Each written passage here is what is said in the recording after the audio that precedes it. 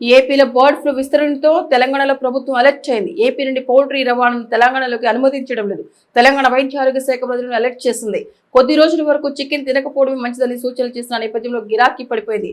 సమ్మక్కల పౌర్ణమి, ఇతర శుభ కార్యాలను ఈ నేపథ్యంలో బర్డ్ ఫ్లూ హెచ్చరికలు పౌల్ట్రీ వ్యాపారాన్ని దెబ్బతీస్తున్నాయి. ఏపీలో బర్డ్ ఫ్లూ కలకలం రేపుతోంది. వేలాది కోళ్లు మృత్యువాత పడుతున్నాయి. దీంతో అక్కడి ప్రభుత్వం నష్ట నివారణ చర్యలు చేపట్టడంతో పాటు ప్రజలను అలర్ట్ చేసింది. ఏపీ నుండి తెలంగాణకు ఎక్కువగా కోళ్లు దిగుమతి అవుతుంటాయి. బర్డ్ ఫ్లూ నేపథ్యంలో ఇక్కడ సర్కార్ ప్రజలను అలర్ట్ చేసింది. దీంతో చికెన్ వ్యాపారాలు ఒక్కసారిగా పడిపోయాయి.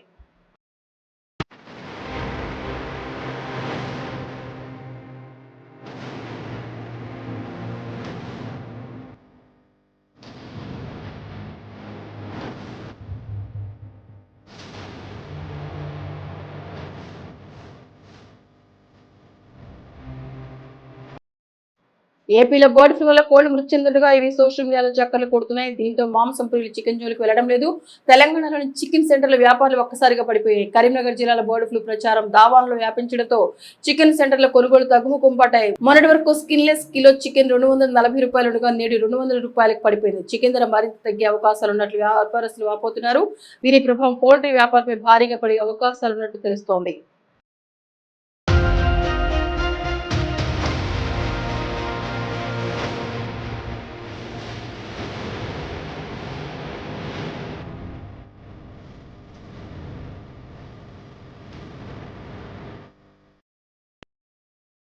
మొన్నటి వరకు శుభకార్యాలు లేక ఇప్పుడేమో బర్డ్ ఫ్లూ ప్రచారంలో నష్టపోతున్న చికెన్ వ్యాపారులు ఆందోళన చెందుతున్నారు. చికెన్ 100 డిగ్రీల ఉష్ణోగ్రతలో ఉడికించడం తినడం వల్ల అనారోగ్య సమస్యలు రావని పలువురు వైద్యులు సూచిస్తున్నారు. ఏదేమైనా కొద్ది రోజుల వరకు చికెన్ తినకుండా ఉండడమే మంచిదన్న భావంలో మాంసం ప్రియులున్నారు.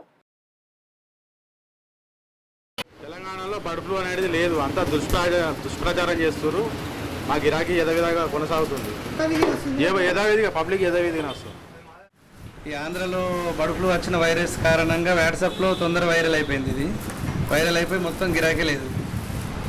అది ఎంతవరకు నిజమనేది తెలియదు. డాక్టర్లు ఏమో ఏం లేదు మన తెలంగాణలో అంటుండ్రు.